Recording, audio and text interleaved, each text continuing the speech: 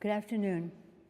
In February, sadly, we learned of the first known coronavirus death in the United States.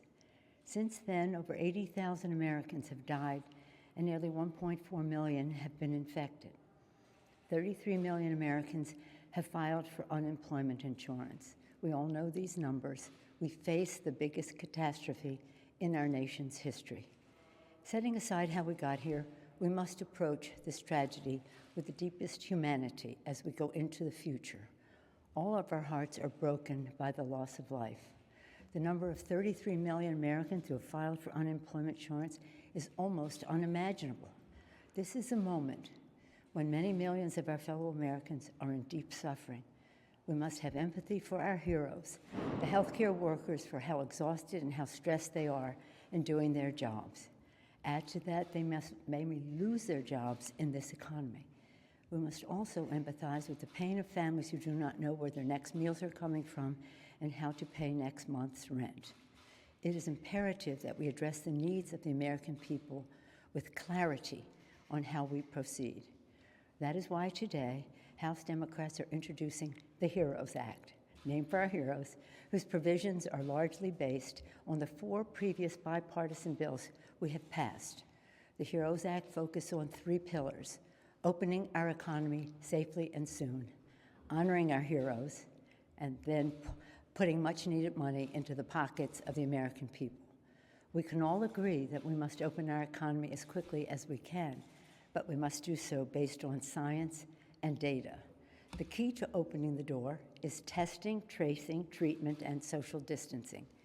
And we must do so in a way that reaches all Americans in a way that addresses the disparities we have seen so that we can assess the full extent of the coronavirus and defeat it. Overwhelmingly, the scientific community agrees. Americans also agree that we owe our heroes in the fight against the coronavirus an enormous debt of gratitude. Our healthcare, first responders, teachers, transit, food, sanitation, and other essential workers who risk their lives to save lives and who could now lose their jobs. To do that, we must act boldly to support state and local entities to address coronavirus-related outlays and lost revenue due to the coronavirus. We all know that we must put more money in the pockets of the American people. This is not only necessary for their survival, but it is also a stimulus to the economy. Direct payments, unemployment insurance, rental and mortgage help, and food and student loan assistance, among other things, are essential to relieve the fear that many families are facing. The chair of the Federal Reserve Bank has told us to think big because interest rates are so low. The low interest rate and the prospect of access to credit has bolstered the stock market. We intend to use those low interest rates to bolster the American people.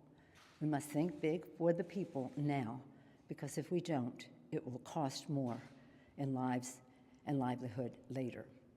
Not acting is the most expensive course. We are presenting a plan to do what is necessary to deal with the corona crisis and make sure we can get the country back to work and school safely. We have a goal. We have benchmarks, we have the science to succeed. In this critical moment for our country, we must demonstrate a clear strategy of testing, tracing, and treatment again. We must honor our heroes in the coronavirus crisis with support, not just words. We must address the pain of families who have lost their jobs through no fault of their own. I'm proud of the chairs of our committees of jurisdiction for the work on all 5 bills. We must all take an extra moment to understand the numbers we are seeing, which are the most overwhelming in our lifetimes. These numbers require action that we've never had to take before. There are those who said, let's just pause. But the families who are suffering know that hunger doesn't take a pause, the rent doesn't take a pause, the bills don't take a pause, the hardship of losing a job or tragically losing a loved one doesn't take a pause. This is an historic challenge and therefore momentous opportunity for us to meet the needs of the American people to save their lives, their livelihoods, and our democracy. 400 years ago, the great poet John Donne wrote, "No man is an island entire of itself. Each is a piece of the continent, a part of the main.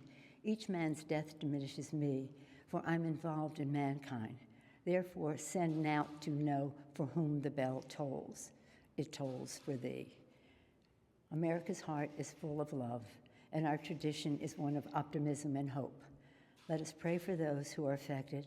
Let us pray for a cure and a vaccine. And let us pray to God to continue to bless America. Thank you.